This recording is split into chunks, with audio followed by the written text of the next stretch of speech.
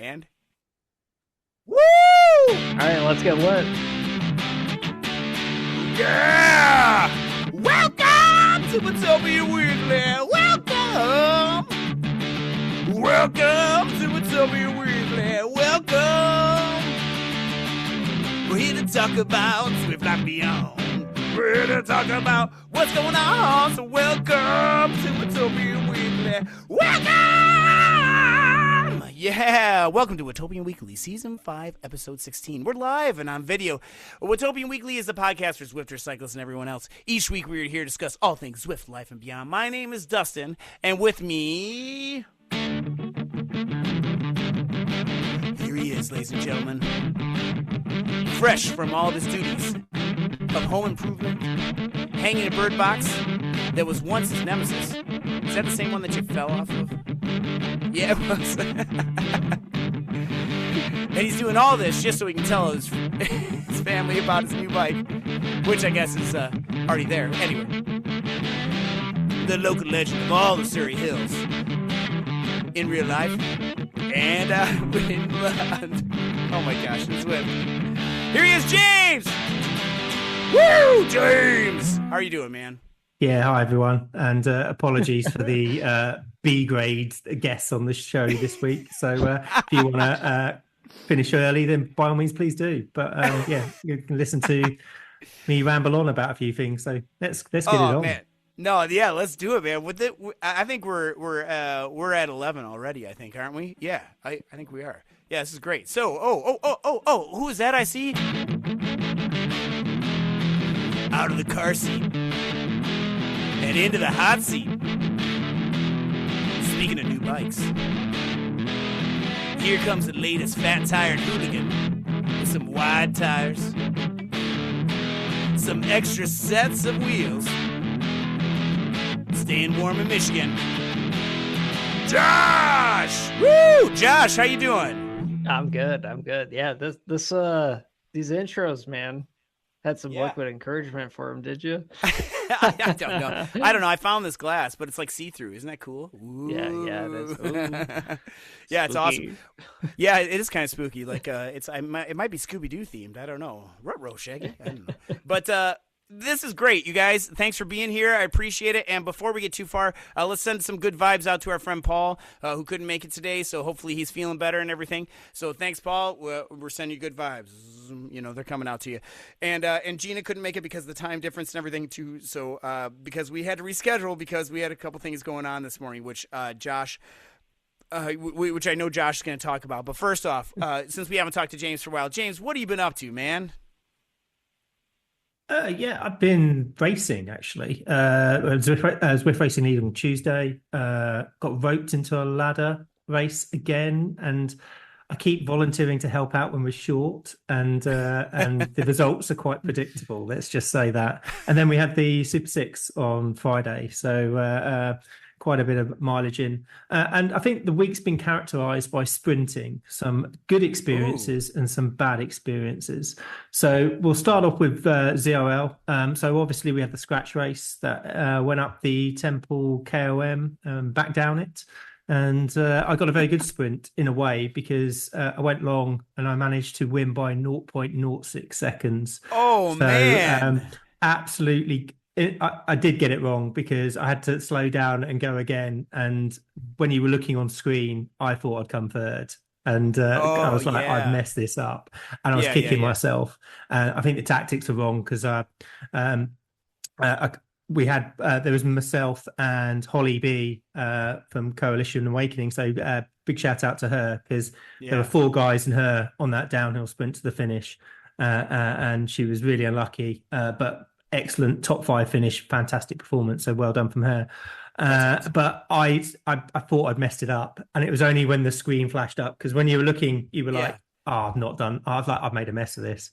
And then I came and it put me up as first. I was like, "Oh, you know, if you're going to win by the closest margin you can imagine." So yeah, achieve that. So tick that one. Then Wednesday we went and did ladder, and we raced a Swedish team. and I wasn't expecting to do quite well. And I went long at the end, and I managed to lead out 3 of their riders who went past me at the finish line. So made a right pig's ear of that. So, sometimes it works, sometimes it doesn't. Yeah, you gotta take the good with the bad. The problem is we were coming into Glasgow, and I had a feather, so I used it on that last little rise as you get round to the sprint. And what I should have done is not kept going. I should have sat in behind them and then tried to burn them or react to their sprint. But I tried to go long, and all I did was just create this wonderful giant draft, which they said, thank you very much, and all went past me 100 meters before the line. So I wasn't best pleased with that. So Tuesday good, Wednesday bad. And then Friday in the Super 6, it was a bit of both. So we had the Triple Twist course in Watopia, 2 sprint segments. The first one being just as you come onto Jarvis Island. Went long, absolutely nailed it, got third, very happy, went straight onto the climb. Everything fell off completely, almost stopped. Everyone went past me. It was like, oh, that wasn't good. And then the second sprint was onto the bridge. And you go down and then up on it. I had 2 goes at it. I just couldn't get it right. So finished third in the first sprint and 14th in the second. It was absolutely shocking. Didn't have the pace into the sprint because it's all FTS in the Super 6. Just didn't get it right. And so we had a good sprint to start with, bad sprint to finish. So got to go away and work on that, because when we raced last week and the week before in the Super 6, my sprinting was terrible. I just couldn't get the timing right. So a bit of drawing board need to go back to on that one from that side. So how have you been feeling? I don't mean to cut you off there, but how's your knee been feeling and everything, and the fit and everything's been better? It's all right. It ties into my second point. This week, training up with my sort of base level. 290 kilometers. So what's that? 180 miles I've done this week, and that's with now 3 rest days. So that's going well. My knee's been all right actually. I did the giant 100k ride yesterday. Sort of 2.6 watts per kilo, so not absolutely massive. New route in Mercury that I hadn't done before, Tropic something, I can't remember what it was. We did two laps of that, and knee was fine, so that's good. That's good. I wouldn't say it's perfect. I wouldn't be pogoing around left, right, and centre on it, but it given I've upped the sort of mileage, it seems all right. But I did have that magical note on Zwift and also on my training app saying overreaching. So yes, I haven't overreached on my training for about a year, or on effort for about a year. So I'm taking the win on that one from that side. Yeah. And then the other thing is with the item that needs no mentioning, and I'm not going to talk about, is I've been upgrading some of the parts. So like Gino, I had my car went in to the garage, and I was expecting a load of work to be done on it, and it didn't happen. So I invested that money into new parts for the bike, as you do. It's found money. At this point, it's found money. You had it budgeted for something else. So. Absolutely. So trying to install the Shimano Ultegra rear mech and front mech just to upgrade it from there. Seems to go all right. The only problem is I'm so used to SRAM, even the simple to follow app, I've had to stop, and I'm going to have to Google some help on it from that side, because I plugged the front mech in. I'm generally paranoid it's not working, so I need to go and read the instructions and get that fixed. So hopefully we get that done, because I do actually need to go out and ride on that. Otherwise, I've got a very expensive one by to ride, which is not really what I aim for. So that's something to do this week, I think, to sort out. I'm guessing that you either have it, is it showing up, like, is it moving at all, or is the battery cable plugged in backwards or something? It might be. The cable didn't feel that the back cable made a satisfying click. Yes. The front one on the front derailleur didn't. And I can't see enough. I can't see if it's lighting, it's lighting up. And to be fair, I'm not used to the electronic Shimano setup, so I need to go away. And I was trying to do, when you're trying to do it quickly, and I was trying to rush it around, conscious that somebody might walk into the garage and see, right. that I'm up to something I shouldn't be. And I just rushed it. So I need to read the manual. Yeah, best way of doing it, and then go back and fix it. But if there's any of our viewers or listeners who have got an idiot's guide how to set that up, then that'd be brilliant. Because it feels quite expensive to break, so I don't really want to damage it, and and go from there. But yes, it's looking pretty cool. So hopefully the weather's going to improve. I've got the Hell of the Ashdown Sportive coming up in a month's time. So looking forward to getting out a few times before that and giving that a go in this third week of February, which ties in line with the last Sunday of the FOR Tour World Tour, which we'll talk about in a bit. But that's been quite busy. Yeah, you have been, man. And what about what tires are you running on there too? We didn't talk too much about that. I've got some Schwalbe Pro 40-inch slicks. They're massive. Okay. They're proper. I must admit, having seen the picture of the bike that Joss has just picked up, I was going to say they're really fat wide tyres, but they are quite minuscule compared to the tank tracks or the Formula One tyres that Josh has got on that beast. So they're pretty wide. So they're much bigger than what the frame allows. Or the manufacturers, limits. Is it 35 max? Is what they? They do. Yeah. I'll measure them again, but they were coming up between 38 and 40s, and there's probably a little wiggle room in that as well. Yeah. So they look fine. They're not going to win any rewards for aerodynamics and rolling resistance, but then again. Neither am I. They will win awards for comfort, though. Yes, they will. Massively. That's important. Yeah. I mean, just going from 32 to 35. Yeah, because I have 35s slicks on my Canyon Endurance, made a huge difference, and that is super comfortable. And unlike you, I think Canyon's 35 mil clearance is probably about what I'd max out at. I don't think I'd push it any further, personally. I did. I had bought a little expensive innovation, and that's running tubeless. So I bought these valve adapters that basically you take out the valve core, and it turns it from a Presta to a Schauder valve, and gives you more airflow into the tire, so you can pump them up quicker. So I could definitely say it pumps it up quicker.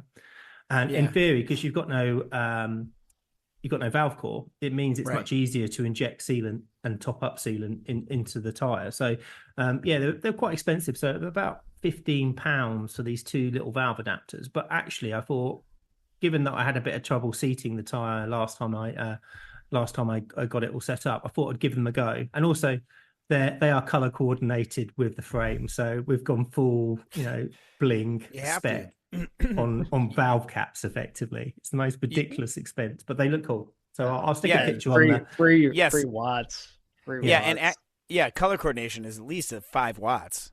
It's at least 5 watts there. And then can you send me a link to that, because that's really interesting, because for fat bike tires, I shout out to my friend Glenn, who he and I went fat biking a couple weeks ago when we had excellent conditions, and this guy's been out in the negative 20 degrees with no problem, because we're going to talk about snow gear in a second here. But I usually Zwift at that point when it's that cold. But anyway, he and I were riding once, and his when you pump up your tire a little bit, and then when you remove the hose from the tire, that the core can come out too.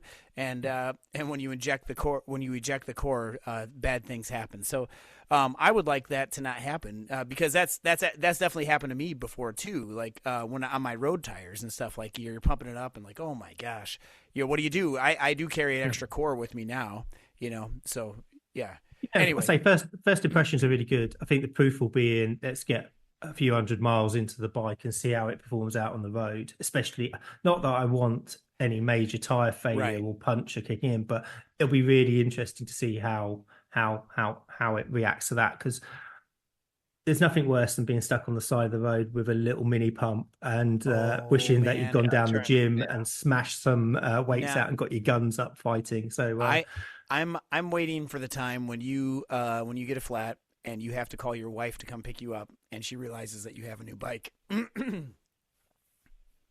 She's not picking me up. Yeah, no, she's not. That's going to be amazing. I already know them. I wouldn't even bother calling, to be fair. Yeah, I'd call somebody else. It's that magical line of, well, you got yourself in this situation. You can get yourself out and you learn from it. Oh my gosh, yeah. So around where I live, there's no cell signal in lots of places, and just because of the valleys and everything, you get down in these valleys and everything. I remember one time I got I got a flat, and I was like, I don't know, not even like that far away, but like 10 miles away from home.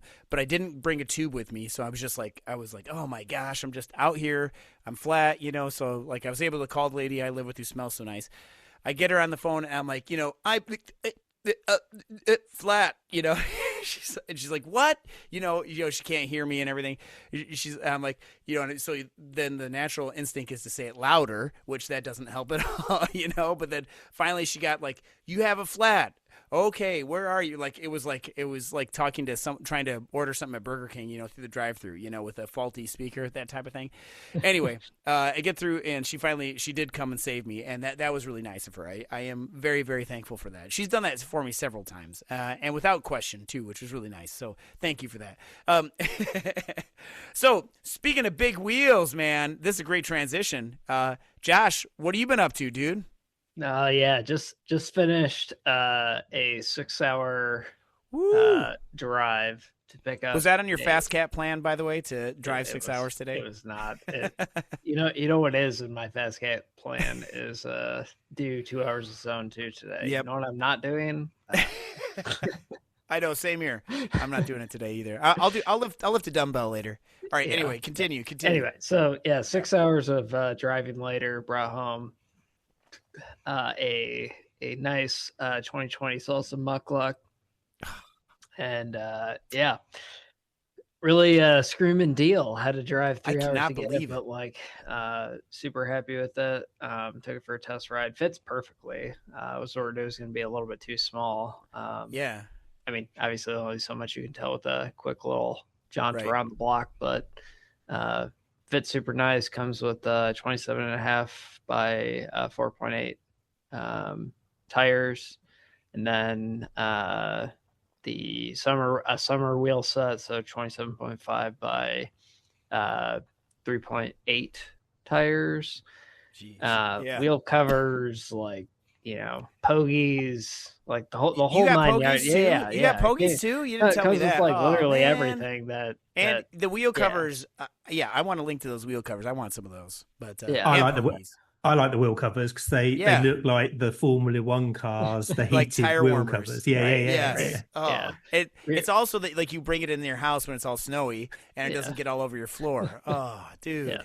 It's like it's got its own slippers. The bike's got its own slippers. You can come inside every day of the week. It was surprisingly light, though. Oh, man. I was very surprised. And so, like when Josh was telling me about this, like he sent me the photo of the like the screenshot of the listing. I'm like, there's no way that you're getting this thing. I couldn't believe it. First off, I didn't think it would fit you, but the fat bikes are kind of big, so that is probably. It almost looks like from the photo that you might want to go with a wider bar, but it doesn't matter. But I can't really tell from that photo. But I mean, kind of hard to. Like I said, I mean, I'm sure might make some adjustments, but I mean, for the price it was, it really can't be. No, because the fork alone of the Lauf fork. Lauf Carbonara fork. Jeez. I will buy that from you, by the way, for $300. I'll send you $300 right now. Yeah, bargain. Yeah, and a Taco Bell gift card. That at least has $5. Has a dropper post on it already. Yeah. So because I didn't know that it had a dropper because I was going to send you mine. Yeah. Not a dropper, but I have like an extra post I was going to send you if it wasn't big enough because I have one that I'm not using, but I was going to send it to you, but as a surprise. But man. Well, I appreciate it, but yeah. I mean, they included the original fork, the original seat posts, like I mean, a wheel bag for the summer wheel set. I mean, I don't think you can find another deal like this for the. Did they give you their children and pets as well? Yeah. What else don't you want? Hey, you could have this child turn the pedals for you too if you really set your mind to it. Yeah, what else don't they want that you? I mean, okay, so now here we go. We got to go down the rabbit hole here because snow gear needed. Now that you have, I didn't know that it had pogies on it, and I noticed it has the Ergon, the GR1s. I think they are the ones. That, and then they also threw in their foam grips too. Jeez. So. Yeah. So if you don't like those, you can take them off. But it is nice. Those are nice because they keep your hands up. I've got a couple pairs of them, but fenders too. They're in the fenders. What the heck? Yeah. So it just said I don't want any of this crap. So I was like, okay, wow. Well, I ain't complaining. Did they make you lunch too? Yeah. They're like, yeah, here you go. Have a nice steak meal. No, they didn't. It was paella, but that's okay. All right. But yeah, like I said, paella, great deal, super nice people. Yeah. And, the salsa sizing for that, I'm 5'8", and which is what 172 centimeters, something like that. The salsa sizing for that year goes up to 5'9", so I was worried it might feel a little bit cramped, but I also have a super short reach. Little penguin arms over here. So I thought it was going to be a little too short or too cramped, but feels great. But because it's like a monster truck, man. I mean, the thing is huge, right? Like it feels got the studded tires and Oh my gosh, I am so jealous. I am absolutely jealous. Full carbon everything.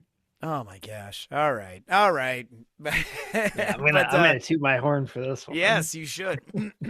And then now the snow gear that you need. The only really thing that I can think of is like a different kind of helmet. Like So I figured the only things I might want to get to make this doable. I mean, look, we get like zero sunlight here. In Michigan, like after like 5 p.m., it's basically like dark by 6, right? So a good headlight is a must. So probably need one of those, and then I've got some a helmet and goggles. I've got some recommendations for that. Yeah. No. And I also heard a tip. You have a Sierra by your house, right? One of those Sierra. I do, and it's great. Yes, I love that place. And apparently you can buy ski goggles there. Like and that's a great investment for this. Yeah. And then I don't know if they have snowboard helmets, but snowboard helmets. They do. And that's cool. Kind of what I was thinking of as well. Like snowboard helmets seem like the easy solution. Yeah. So and it'll be warm enough and everything. Although I will say that so when I go fat biking, which isn't too often, sorry James that we're going down into this Midwest rabbit hole or ice cavern, but I just bought a 45 North hat that's it looks like it's a little cap, but it has ear flaps on it, and it's that thing is mint. Like that is worth the $20 I spent on it. It's awesome. Like it wicks away the moisture and everything, and it keeps me warm, and I can wear my regular mountain bike helmet, which is, or regular road bike helmet. It doesn't matter. So super cool. Oh man, that's awesome. Yeah. Congratulations on the new bike. Yeah. So very, very happy with that. I had a buddy of mine who, knows a thing or two about bikes, come with me too. I don't know why he wanted to drive 6 hours. I didn't ask, he volunteered. I was like, you're a good dude. I appreciate that. I don't know why you want to do that, but I'm not saying no. Right. Is it just because he wanted to make sure that you came back in one piece? Yeah, was it? I sounds like a muscle. Like, he was muscle. I was just thinking, like, are you just here to avoid chores, or what are you? No, I almost did a spit take there. Yeah, that's awesome. I fully take the view as like that sounds much more interesting than doing the chores. Yes, 100%. Yeah, exactly. Yeah. Sorry, I have a really urgent business meeting to take care of on a Sunday afternoon. It's more that Josh can't go on his own, man. He doesn't know where he's going. That's it. His level of adjusting. I've got to look after him. This guy's an idiot. Like he can't tell directions. He's over here he's over here trying to check the sun to figure out like which direction he's going. Using the sun. Rising in the east, setting in the west. Oh man. Well, I'm glad you had somebody go with you and everything too. Yeah. That would be scary to go out there that far by yourself too. But nah, I ain't concerned. You're braver than I am, man. Well, this is gonna be awesome, and I can't wait to see your new ride in action and everything. I have a couple ideas on some lights for you too. So, excuse me. I was really looking at outbound lighting. Outbound is made in Chicago, Illinois, man. They're they're incredible. Yeah, they are incredible, but a pretty penny.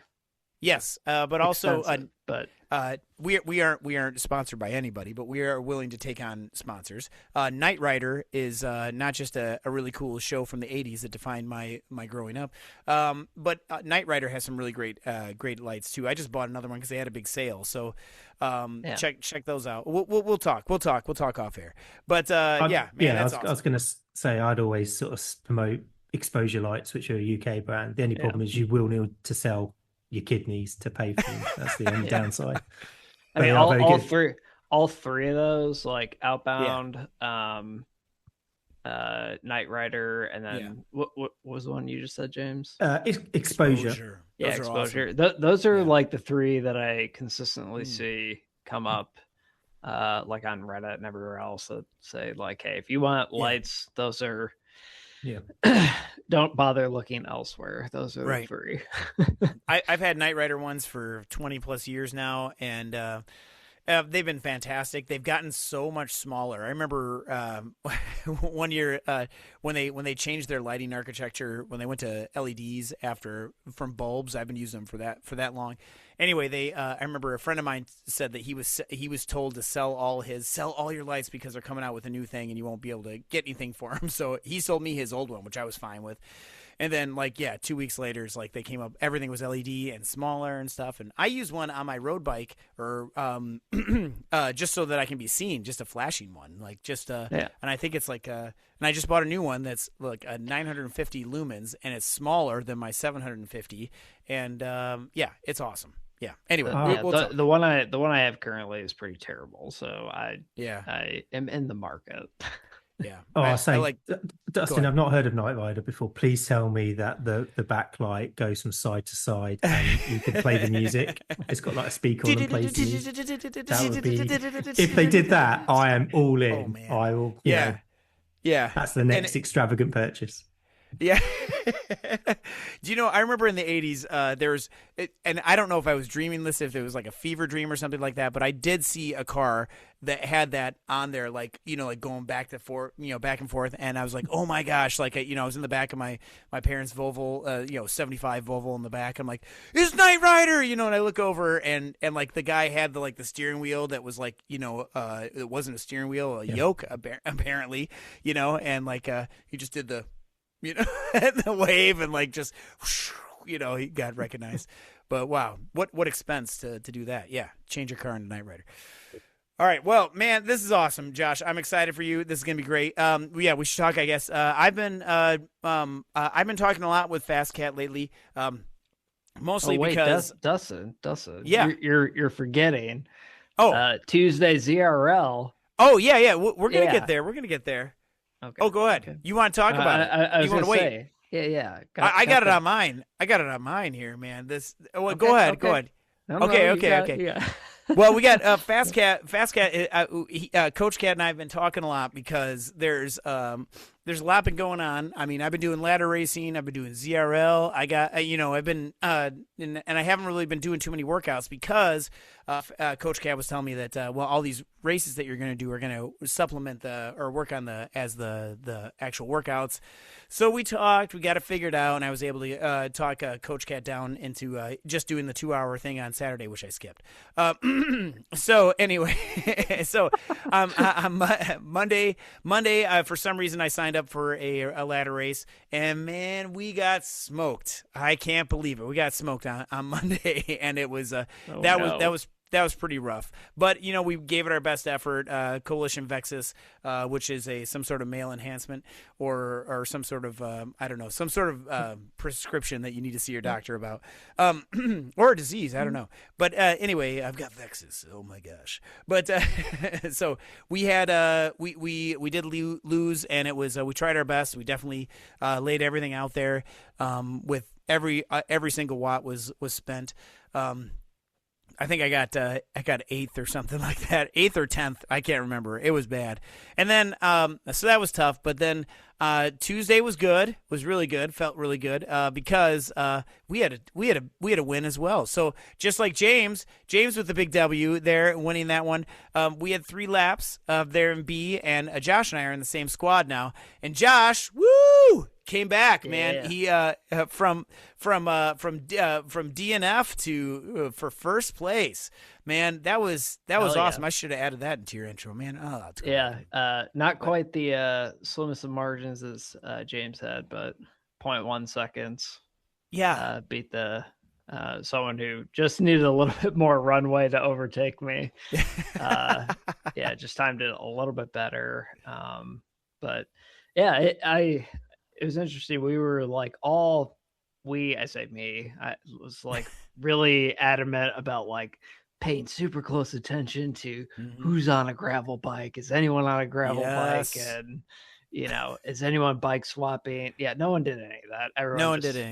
No one did gravel bikes. No one did any of that. It was all just, the SL8 or, with some climbing wheels, and that's pretty much what like 90% of the people ran with. So but yeah, I mean, it pretty much was just chill on the flats, and then hammer the hills, try and survive them, and then try and time it better on lap 3.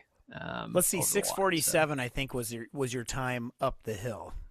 That was, and it was consistent. It was like 6:47 each time, and I was like, a full minute slower. Slower. The first and second lap was pretty much exactly the same, and then the third lap was like 20 seconds faster, 30 seconds faster. Like everyone really put the pedal to the metal on the third lap. So I think there were some folks who really wanted to commit to trying to drop people on the climbs, but it did kind of play out a little bit interestingly, because the initial part of the climb, like people were still treating it as like the first 2 laps and weren't really like pushing super hard. I mean, it's a hill, everyone's pushing, but not like trying to drop people kind of push. It really was only until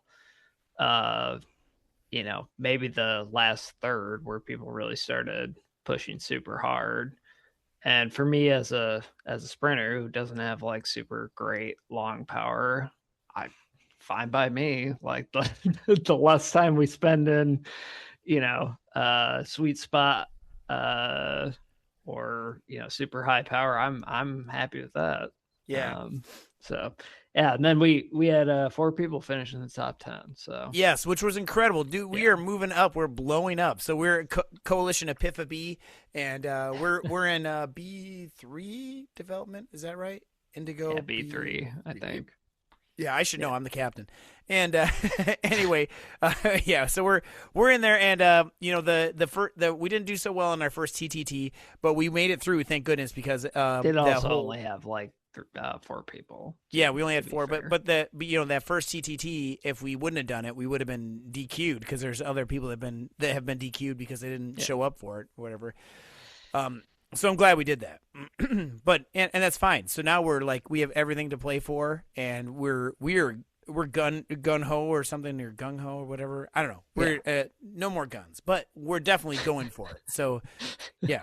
So Josh, talk us about the finish then. So you got over the top. There's a small group of you at the front. How did you play it? Because I'd be interested to see what your tactics were compared to how, for want of a better phrase, piss poor mine were. If that makes sense. So I thought it was. People really waited to open it up. I mean, it was basically a downhill finish into like a small amount of flat, but it was really a downhill finish, right? For me, I'm around 70 kilos. Like I thought, there's not really a way someone on the lighter side is really gonna win a sprint against like heavyweights, right? But people really waited until I think like 0.4 kilometers left to like really close. To really open because you guys kept saying like we got 600 kilometers or 600 meters. I mean, 600 meters. Yeah, like 600 it was like meters. Like I figured one guy kind of like jumped out at like 600 meters, and everyone followed. But like because it was downhill, you're like, okay, I'm doing like 500 watts or something. Like I'm pushing hard, but I'm not like sprinting. And then like it wasn't until like the last 300 meters that you're really just like going ham there. So and like I said, that there was one person behind me who clearly had like better power numbers, who probably just timed it, like went a little bit late, but they just needed a little bit more runway, and I thought they got me at the line. It was very tight, so 0.1 seconds.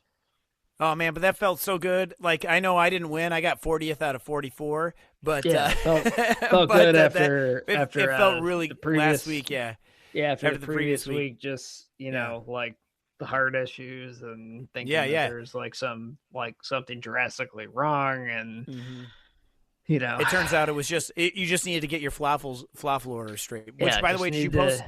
Did you post that? I didn't post the recipe. So Josh has a secret recipe that he's not willing to share with anybody. It's called First Place Falafels, and it's his falafel recipe that he's gonna put there. So, well, if you wouldn't mind, please. I was going to say, given what happened last week and not knowing that, if I'd been racing your race, I'd have been red flagging you straight to WTRL and just saying, check him out. He clearly get him out of there. Doping to the max. Yeah. I mean, it does kind of look a little questionable when you're like, oh, hey, you take first on FAL and FTS for the, and then first on FAL and FTS, and then second on FAL, first on FTS. And then just drop out. That probably looked a little. You're fine. Yeah, but it's just I will tease you about it. Don't worry. Yeah. I don't know. I would probably be like, why would someone leave? Yeah, don't leave. Just ride to the end. Yeah. To be fair, if it'd be obviously I look after the FRR. If it happened in that, I'd fully expect you to be messaging me, going, "Look at this guy dropped out." Look at it. It's all shady. We were lucky though, because he took those points basically off the table, so nobody else got. I did do something, even though I DNF'd. So you did do something, So it was nice. I was going to zone 2 the rest of that time too, and then it was just like, all right, I can't even do that. Which was meanwhile, the rest of the team is scared and so nervous for you. And I was trying to get 44th for you, and I ended up getting like 45th. So I was dedicating my 45th place for you, but you were like, works out. So I dedicate. This is for Josh, and I ended up losing my spot. But obviously not being here last week, you made the right call, and obviously always concerned to hear about it. I think we kind of reiterated the moral of the story is like, however, as a team captain, I would have been fuming. I would have been fuming. No way. I would have been. I know that's I know it's good to check, Josh. And I'll be like, you little bastard. Like, pretty much. Yeah. Well, so while we were enjoying that team win, that great thing that Josh and Rovan and Jay and Smashley, Tim and I, by the way, are in the back driving the party bus, and we were super happy about that. And then I was at the end, and everyone's fan viewing me, and so Daniel, our illustrious DS, starts calling me up and calling me out, and I'm like, well, I gotta put on a show for the last 200 meters. So I lit it up, and it doesn't show. I watched your stream there, Josh, because it popped up over 800 for me, and it only says like 700 on your stream. But my Zwift says 840, so 844. I'm gonna say 900. Might as well be 1250. You did have some good numbers. After we so tired. we need a pancake flat course for you. Yeah, that's what we I think so. Well, and I just need to stay up at the front. Like I was doing okay, but I need to stay up at the front. This week will be more interesting with the TTT, which we're going to talk about in a second. And I do have to say that on Wednesday I had off, but Thursday we had a ladder race on Avon Flyer, the Avon Flyer route, which that was. It's like it's so small. It's really short. What is it, 3 kilometers or something like that? It's short, but it has 3 kilometers. Yeah, it has a rise at the end, which has 2 orange sections, which we kept talking about, like, where are we going to attack? Where are we going to attack? And shout out to Nat on Vexus, because she was like, we should attack on the first orange section or the second orange section on like the 3rd lap. And we're like, okay, let's do it, because this was an inter-squad rivalry. It was a Coalition Vexus versus Coalition Brutalum. And shout out to Brutalum. Man, they were tough. They were tough to take down. And we got to the 3rd lap, and Nat's like, all right, let's go. And I'm like, oh, we're going now? Like, okay. And like everybody was up there except for me. And I'm like, I'm trying to hammer it. I get up there. We're in the front, and we're going. And then we started. I didn't. Usually our team captain DJ is usually there to like yell out bark orders at us, and so since he wasn't there, I took it upon myself, and I just said, all right, let's go 30s, let's go. And so we just started calling out an order, and Mitch and Bryce and Nat and I all took 30s, and we just kept on making that gap bigger and bigger and bigger. I didn't know it was going to work. I couldn't believe that it worked. And then we got to the end, and we got to the last lap, and again, I find myself at the back. Nat launches, and I'm thinking she's got the win. But I have to go, and if I slow down at all, I will be I'll be out. I forgot to adjust my ladder, my resistance settings, my trainer difficulty, so I was still I was at like the 30%. And so I'm in 12 on my bike, and I'm, 212 or whatever the hardest gear is. And I'm spinning it like I'm trying, like 100 BPM, standing up, trying to get as fast as I can. And I passed everybody, and I'm at the front, and I'm like, no way. Am I going to actually win? And like, I ran out of gas, and I just passed the line, 0.06. The person came in right behind me, and so I got first, and then Nat got 3rd, and then we had 1, 3, 4, and then like 6, 7, 8 or something like that. I don't know. We won, just, and but that felt good. Yeah, that felt good to get the win, because I don't win too often, and so you'll take it. Yeah, I'll take it, done. and I usually. Yeah, I'm looking at the stats now. Oh. I see that you had 5.22 1 minute power. Is that good? It's respectable to me. Yeah, man. I don't know how your heart rate is so dang low. Yeah, I don't. You average 145 beats a minute a race. That's man. I take one pedal stroke, and I'm at like 140. I'm also like 20 years older than you, I think, right? Yeah, that's easy, Josh. That's e-bike. He's just got an e-bike in the train. Take his drill away from him. Yeah, exactly. My Milwaukee drill here is cordless and brushless. No, it's I know. My max is like 172 or something. No, that can't be right. To be fair, it probably isn't. My max racing 194. So yeah, if I'm hitting 170, I'm in all sorts of trouble. You can usually tell in a race if I'm starting to work at 150 and anything over 160, I'm pushing it, because my heart rate otherwise just sits at about 110. Going around, and it was like, oh wow, are you actually bothering? Yeah, no, I'm putting stuff in. Anyway, I think if racing taught me anything, is that heart rate is like the stupidest metric, most worthless metric to judge literally anything by, because it's so like relative and personal. And it's a like lag. One person's like 160 max is another like 210 max, and like it doesn't really mean anything in a race at all. Yeah, I did a max heart rate test a long time ago, and I hit 192, and like it was horrible. That was like, it was dumb. Like, I don't know why I was doing it. It was like I was at the YMCA in a spin class, and my buddy Josh was different. Josh was leading the class, and he knew I was doing this test, and he's like, I was there too, let's actually, go. So. Yeah. And he's like, stand up, and like anyway, I got up to 192, and I was like, I am I could, like one of those things where it's like my chest was like going like this, I could like feel it move out of my shirt.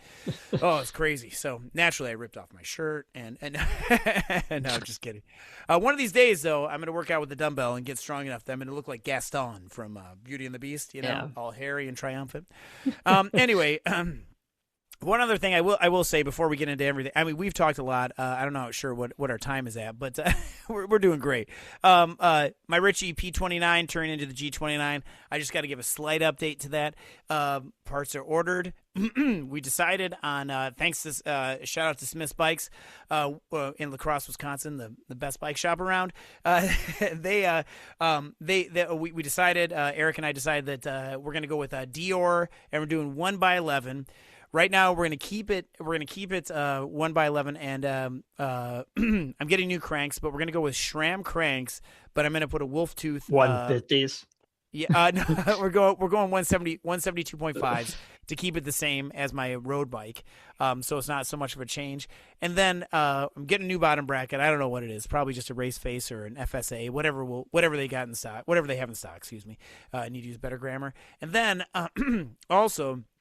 We're going to be the other thing that was really cool is that we're using the SRAM cranks, but we're gonna be using a Wolf Tooth 38T 38 tooth ring, and then I'm not sure what else was I gonna say. Well, I'm gonna get a new shifter cable. That's gonna be cool. But yeah, I think you just pick another brand. I think you've used every potential cycling brand possible to put that together. So kudos on that. I'm gonna try and get it in blue because that part of my bike is blue, and so talking about the color coordination thing, and I think that would be that'd be awesome. So sweet. Yes, I know it's so silly, but stuff like that, the little things are, I don't know, they're fun for us because there's a lot of time when I'm looking at the bike and I'm not riding it, so I want it to look cool. So yeah, it's gonna be awesome. It's worth 50 watts at least. At least. And the only thing I'm worried about is like tires, because like right now the tires I have my gravel tires on there, which are 38s. What is the frame fit? The frame will fit 2.3s, and that's what I had on it for so mountain 2.3s is what you should put on it regardless. That's what's gonna go back on it. Yeah, but I want to ride it with these like skinny tires, quote unquote skinny tires, because it really feels like it. I wonder what it's like with that. I've never ridden with anything that small on there. I've only ridden with wide tires on there ever. Yeah. So it's gonna be awesome. Split 700 by like 19s on there. Well, I could to like 110 million PSI. Yeah, 120. Yeah, go with better 650B wheels on it, and then go as small as possible. Yeah. That will work. The frame will look weird. Yeah, massively it looks weird. so weird right now. It looks like a new weird factor frame. Yeah, and like Josh, what you're gonna have when you put on those summer wheels, it's gonna look like your bike went on. Like it's the same difference between double stuffed Oreos and regular Oreos. So you know what I mean, like that kind of difference. Yeah, I'm yeah. No, but I believe. Yeah. Okay. Well, anyway, but yeah. Okay. So we've thoroughly gone through a lot of stuff here. All right, let's go on to our main talking points, which I know. How long are we doing in our episode here? We should do this more later TTT. tonight. I think that's TTT. Who's ready for a TTT? Oh my gosh. This course. What are we thinking about this course? It's kind of interesting. It starts on a downhill. No, it doesn't. That's it. Start on downhill, right? Or no? No, it doesn't. You got to go uphill to go downhill. Yeah, but don't you start on a downhill? No. Oh my word! It's that whole because the route profile doesn't show it. So you come out of the pen, lead, and you're straight up the back end of the Petit KOM, and that's your finish as well. So the imagery that you see, especially on Zwift Insider, doesn't show you the true fun that the course has to offer, that Roll My Chicken has for you to play to. So I just wanted to live in ignorance here, James. Yeah, I thought I had. I thought it started with the downhill because. All right, who posted that in our Discord 5 minutes of pain. Yeah, that the whole team is going to implode. So well, I will take that. I will take that part because I get to get dropped first because I'm the lowest. I'm the lowest on our team, so I get to get dropped first. So that means I'm going out the gate, Josh. You hear it now. I'm saying it first. Blow me up first, and then I will help DS the rest of the time. But I'll take us all the way up there, and then boom, I'm done. So I've taken 5 minutes. Yeah, go ahead. Yeah. I say this round, I've just tried repeatedly to get in my summaries to the team. Tried to be more and more negative and say how bad the race is in the view to see if it actually stops people signing up. So I had a proper go at this one. So I'll read you a bit of what I presented. Yes. I need to hear. Yes. So we'll go on with the strategy. Pace perfectly so no one gets dropped. Then immediately drop your slower climbers at the end for what the guide politely calls a suicide pool. Nothing says teamwork like abandoning your mates with 2 kilometers to go. Bike choice is simple. Go full aero or go home. The Cadex Tri with DT Swiss discs will save you precious seconds. Though let's be honest, most teams will lose more time arguing on Discord when to drop Dave than they'll save with fancy frames and fancy wheels. So yeah, it goes into a few other things, but even that, to be fair, we've had a bit of challenge across the EMEA region in the CCAT to field our teams. All my squad bar one have said yes, so I've got a full team plus a sub. So it's like clearly race 5, I'm going to have to go full dark mode. Yeah, full dark mode. Bully out of signing up. Yeah, which Dave is going to get dropped first? What's Dave's name? Let's call him out right now. Well, no, do you know? Interestingly, at my team selection, I'll be quite honest with this. I've not selected one person on the grounds that I've got 2 riders with the same name. And if you're racing and you're the team captain, it's a nightmare when you try and talk into one of the other, because you just say so-and-so. And ironically, I'll call it out. I've got 2 Grahams in my team, which is fantastic. Love Grahams. Big shout out to both of them. They both live in the same town. So I can't even say... it's sort of like we've had to abbreviate to initials. They're brothers too, right? No, I don't. Well, we're entertainingly both of them Graham. Well, yeah, or entertaining. We're going to meet up with them in May because I'm staying where they're from for the Fred Whitten. So once we finish that event and got back, we're going to go out and have a beer. So hopefully they have booked the evening off. And we'll see from there. So I can actually prove that. Well, I know they exist, but we can have the 20 questions about sort of about how they don't know each other. But weirdly, I'm sure there are, obviously in Coalition, I'm sure there are at least another 2 riders who live in this town. It's up north. It's not a massive town. So I think we need to actually have an understanding, and this might be something for the viewers and the listeners, depending on their club. Is there these periods of area, these locations that seem to just have lots of Zwift riders in, if that makes sense? And which one is it from there? We always talk about Yorkshire, sort of, and they always say in the UK that if Yorkshire just went into the Olympics on its own, they'd finish right in the top 10 of the medal ceremonies anyway, just because we've got there's such a strong pool of sporting talent within there. So I think it's the Lake District seems to be the hotbed for Coalition riders, which is a bit odd in the UK. There you go. That is funny, man. And so the Grahams don't know each other? I don't think so. Wow.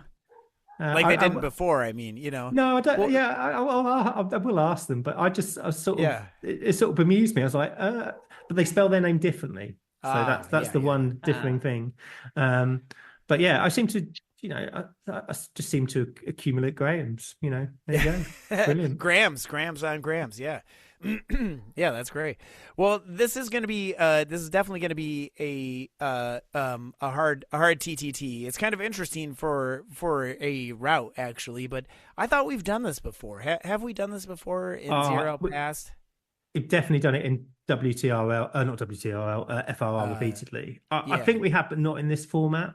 Right. It's just one lap, correct? Yeah. Right. Oh, yes, it is. Yeah. Yes, it is. It's just, I think for, depending on your team makeup, depending on how experienced you are at team time trials, it should be fine. But if you've got a relatively new team and this potentially is your second team, this is a terrible course because you're going to blow your team apart within the first 5 minutes of the race. Yeah. And then if you don't do that, you're going to have a damn good go at destroying them on the downhill when you just spread out and split. So it takes a real discipline to do well on this. And I've watched quite a lot of the recon videos, and trying to get a bit of a better flavor of how to approach it. To blob up the climb, how do you do it? Do you run your pull schedule on there? And I'm still not 100% sure.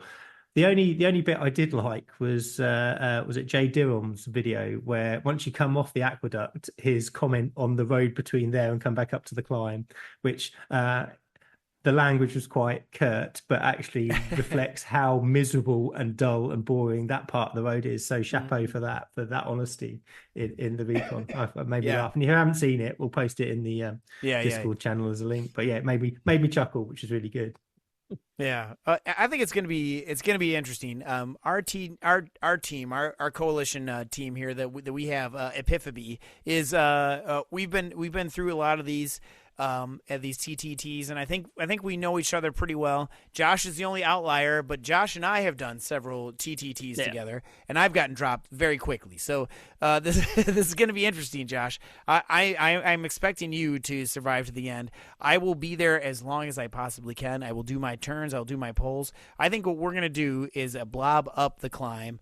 And just get to the climb, get to the top, because we have two riders, myself included, and at least one other person that are going to struggle at that part.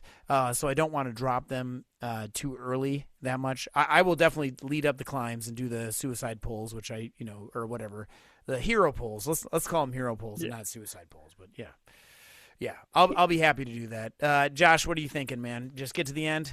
Yeah, I mean, I think, man, it's still draftable. Like the climb is still draftable, obviously. Like you have a couple of I mean, I'm looking at this lead in now that you mention it, James, and like the first initial like half a kilometer is like goes up to like 7.2, which is not super draftable, but the rest kind of is.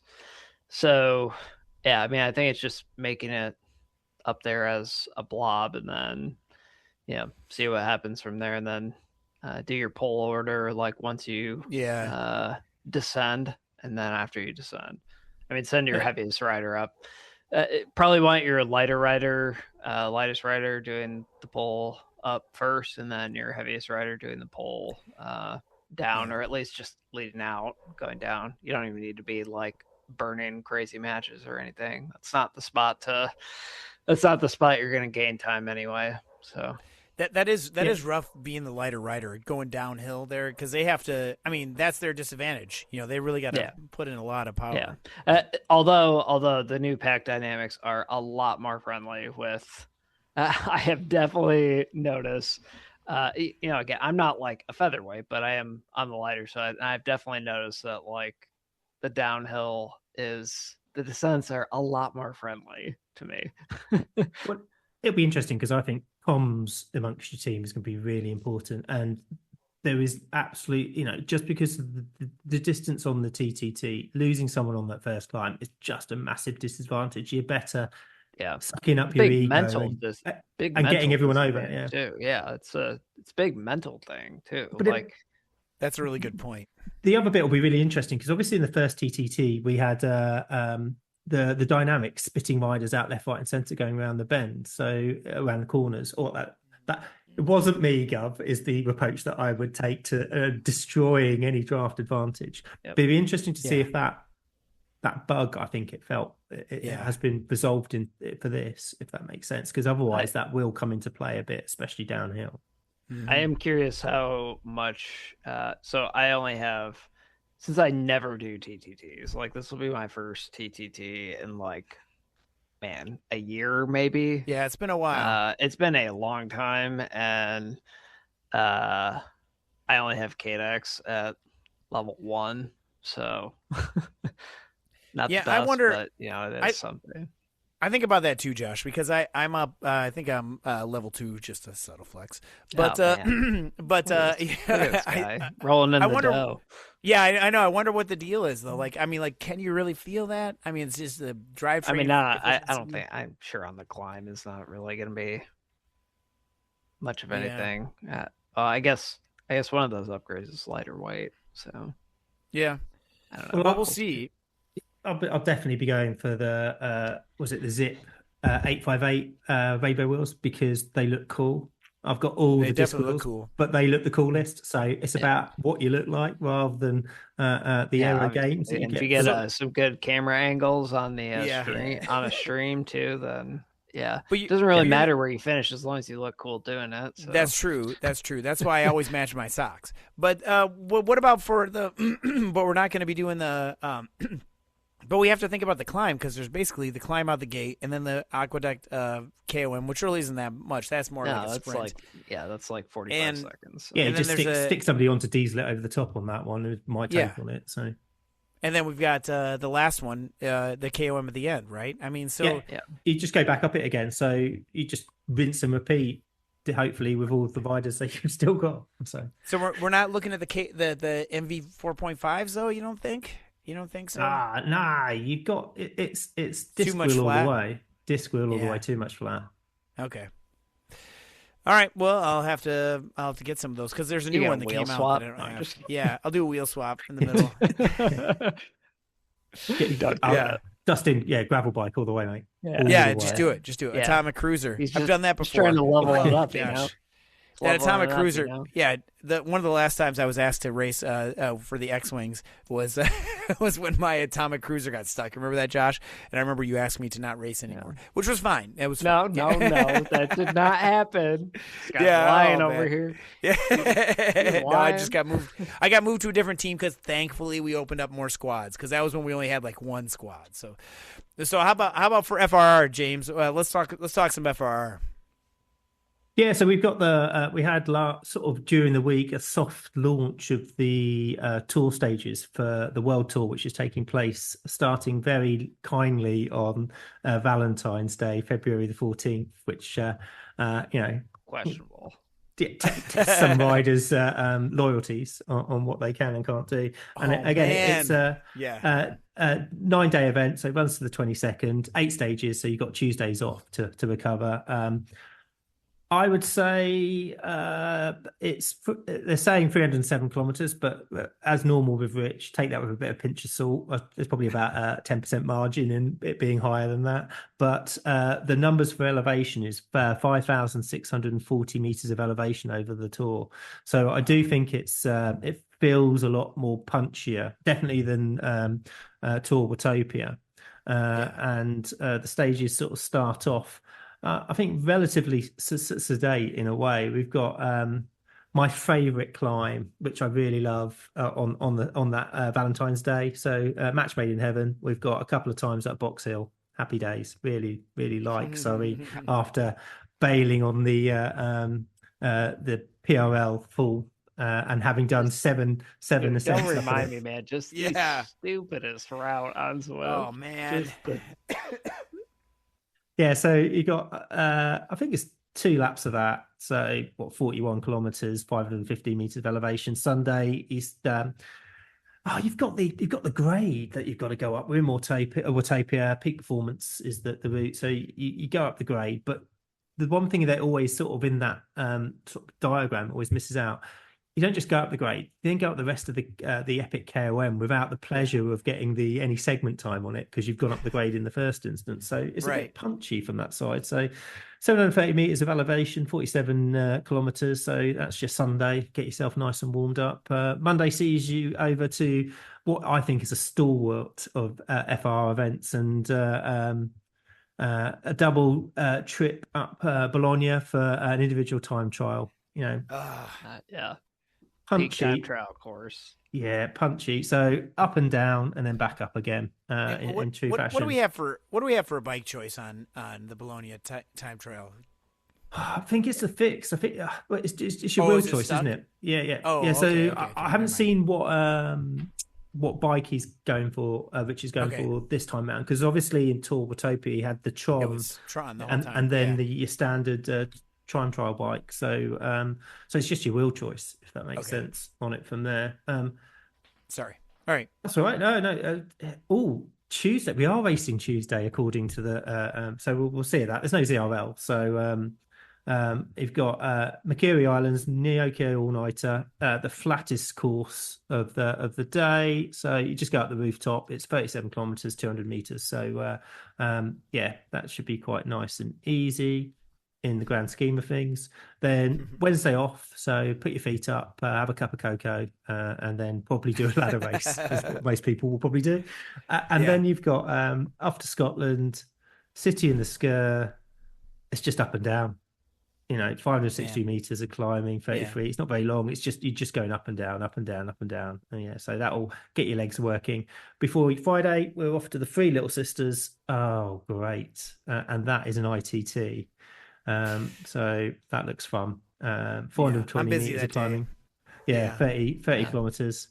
And then you get to the weekend, and that's where the climbing really ramps up a bit for the last two stages. So over to Austria, to Innsbruck. So we've got the Achterbahn, 990 meters of climbing, 47.8 kilometers. So that looks punchy. So twice up the climb, just to sort of get yourself going. And then final day, Quatch Quest, or Quatch, I can never say that one properly. So 47.5 meters of climbing. We're in Watopia. We've got, this is proper old school FRR in my eyes. You've got 1,710 meters. 1,710 meters of climbing, epic, and finishing on the Alp. What more could you want? That's classic. That's classic. That's the one. This is what we wanted. This is what the people wanted. This is what the people want. And they're going to moan about it like there's no tomorrow. They've got 2 to 3 weeks to moan about it from that side. So, and it's also worth remembering, a bit like in Tour Watopia, that final stage, it's double segment points. So if you're like Josh, going in with a little bit of a gap to make up, this is where you can do it. You're all in, even though you've only got one sprint. Coffee rides. Yeah. So. It looks good. It looks challenging, and I must admit, one of the things that I initially I'm trying to do or going to commit to do is I'm going to go and have a go at the Mat Lad Challenge and add some additional climbing to my legs for that tour. So I'm an amethyst at the moment, back up to that level. So I'll probably look to do that. So I've got to try and deliver 1,800 meters of climbing every day. So I generally don't know how I'm going to do that because it's actually school holidays that week, so I've got some time off. But we had a conversation today in the family that we might be going on holiday. So that could throw a massive spanner in the works. So we'll see how that plays out. But can you do those meters of elevation outside, or could you bring your bike with you? I did, because also on that final Sunday, so that's 1,710 meters, I've got the Hell of the Ashdown Sportive, which is just over 100 kilometers over sort of in Kent and Surrey. It's quite undulating course. It's 1,500 meters of climbing outdoors, so I've got to do that and then got to finish the stage. So I've got to try, and I'm going to have to do, if I am able to do it, I've got over 3,200 meters of climbing to do on that final day, because one of the conditions of the challenge is you've got to complete all the stages. So while I might be able to offset some of the climbing, and I did ask the question, and I've got some special dispensation to include an outdoor event in it from that side, I've still got to try and work out how I'm going to finish that final stage, because that's going to be an absolute killer. Because I'm going to have to do it late. So I'm either going to have to do it what would be my time at 7:30, or it's potentially going to be the midnight slot to finish it off. Because if I get that far, you're sort of committed. You've got to sort of get it done. So, So I'm hoping we go on holiday. In fact, I might suggest and pay for us to go on holiday to maybe get out of it. Oh no, I can't do it. Well, next time. Damn that one. But I'd be interested. It looks I have to say chapeau to everyone who's done that challenge and completed it, and especially Freddie. So I'm going to be tapping up some of the people who've done it just to get some ideas and understanding of the how they fit it in. Because the biggest thing is just finding the time. I think there's potentially looking at sort of work and life and stuff like that. It's going to be a lot of climb portals, because that's the quickest way you can get in and get up. Right. Not sure I'm mentally there for 125% climb portals, but beggars can't be choosers. It might have to switch to that to get it done, if that makes sense.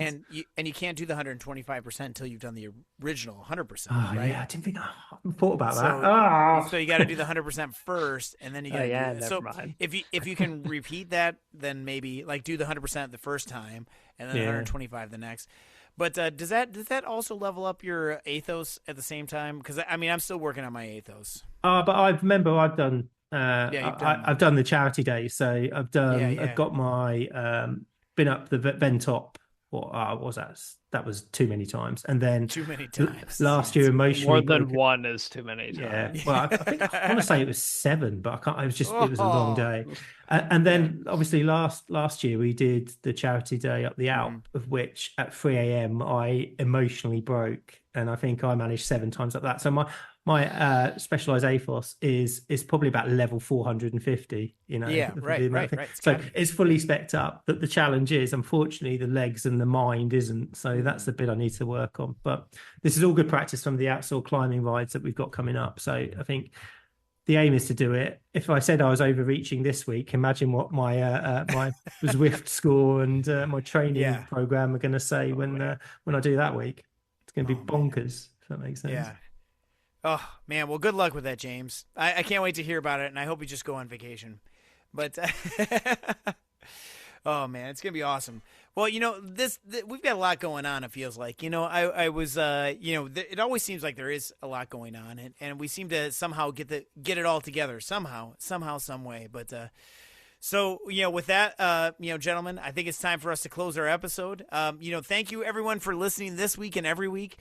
Be sure to check the Discord channel, just Discord server for Josh's first place falafel recipe. And if you have a question, you can always send us an email at WatopianWeekly@gmail.com. We have a shout out to Vexus Epiphaby as well, and Distortion. Who else, James? Who else do we want to shout out to? I'd have to give a shout out to Awakening, who are the other team I'm moonlighting for. They finished second on Tuesday, and they're a bit of I'd argue, A-team ragtag band in a nice way, and they did really well. Yeah. So that was a massive achievement for them, and that was kudos to those guys and girls. Yeah, Josh, what about you? You got to have a couple the Synoxum folks. Yeah, obviously. I still think that all of the coalition ladder teams sound like either some sort of chemicals, pill or something like that. Yeah, some sort of chemical. But yeah. So Well, with that, ladies and gentlemen, thank you all for listening, and thank you, gentlemen, for being here. And this has been it's a great fun. Thanks for rescheduling everything for today. Congratulations on the new bikes. I should buy a bike just so that I'll tell the lady I live with who smells so nice that I should buy a bike because everybody else got one. Yeah, right. Yeah. She'll like that. Okay, well, everybody have a great day. Thanks for listening, and we'll see you in Watopia.